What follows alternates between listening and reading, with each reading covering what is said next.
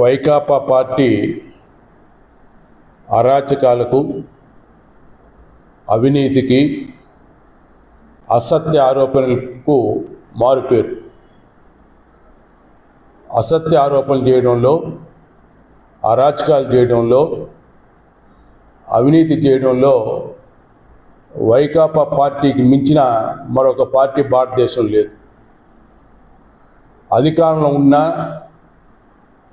ప్రతిపక్ష స్థానంలో ఉన్నా కూడా ఆ పార్టీ అరాచకాలు కొనసాగిస్తూనే ఉంది, అసత్య ప్రచారాలు కొనసాగిస్తూనే ఉంది.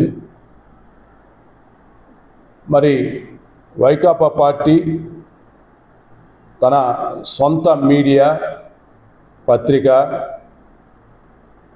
ఛానళ్ళు, అదేవిధంగా అనుబంధ మీడియా, సోషల్ మీడియాలో ప్రతిరోజు కూడా కూటమి ప్రభుత్వం పైన, తెలుగుదేశం పార్టీ నాయకుల పైన, ఎమ్మెల్యేల పైన విపరీతమైనటువంటి అసత్య ఆరోపణలు, అసత్య ప్రచారాలు చేస్తూనే పోతున్నారు.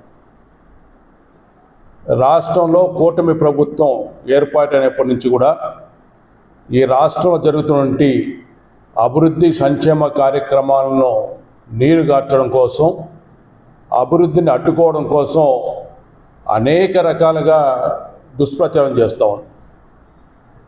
వరల్డ్ బ్యాంక్ నిధులు రాకుండా చేయాలని, హడ్కో నుంచి నిధులు రాకుండా చేయాలని చెప్పి తప్పుడు మెయిల్ పంపించి నిరాధారమైన ఆరోపణలు చేశారు. అమరావతి రాజధాని పైన గత 5 సంవత్సరాల్లో అని, తర్వాత ఇప్పుడు కూడా దుష్ప్రచారం కొనసాగిస్తూనే ఉన్నారు. శవ రాజకీయాలకు పెట్టిన పేరు మరి వైకాపా పార్టీ. ఇప్పుడు రాష్ట్రంలో వర్షాలు వస్తున్నాయి. వర్షాలు వచ్చినప్పుడు పంట పొలాల్లో నీరు చేరడం సాధారణం. అయితే నిన్న వైకాపా మీడియాలో, పత్రికల్లో వరుస కథనాలు పెడుతూ రాజధాని మునిగిపోయింది, రాజధాని కోసం పొన్నూరును ముంచేశారు, ప్రకాశం బ్యారేజీ కొట్టుకుపోయే ప్రమాదం ఉంది అని రకరకాలటువంటి దుష్ప్రచారం చేశారు. అదేవిధంగా కొంతమంది గౌరవ శాసనసభ్యులు పైన కూడా దుష్ప్రచారాన్ని కొనసాగిస్తూనే ఉన్నారు. అంటే ఏదో విధంగా ఈ రాష్ట్రంలో కూటమి ప్రభుత్వాన్ని అప్రతిష్ట పాలు చేయాలి, తెలుగుదేశం పార్టీని దెబ్బతీయాలనే ఉద్దేశంతో పనిగట్టుకొని ఈ దుష్ప్రచారాలు కొనసాగిస్తూ ఉంది వైకాపా పార్టీ. ఇది మంచి సాంప్రదాయం కాదు. దీనివల్ల రాష్ట్రానికి ఇబ్బంది వస్తుంది, ప్రజలకు నష్టపోతారనే విషయం కూడా వాళ్ళు గ్రహించకుండా మరి చెప్పిందే చెబితే మరి ప్రజలు నమ్మేస్తారని చెప్పి అసత్య ప్రచారాలు కొనసాగిస్తూనే ఉంటారు. మతపరమైన ఘర్షణ రేకెత్తే విధంగా తప్పుడు ప్రచారాలు చేస్తారు. కులాల మధ్య వైషమ్యాలు పెట్టే విధంగా తప్పుడు ప్రచారాలు చేస్తారు. అంటే ఈ వైకాపా పార్టీ అరాచకాల మీద, అదేవిధంగా అసత్య ప్రచారపాన్నే ఆధారపడి రాజకీయాలు కొనసాగించాలన్నటువంటి వరవల్లో వైకాపా పార్టీ ఉంది. దీన్ని అందరం కూడా తీవ్రంగా ఖండించాలి.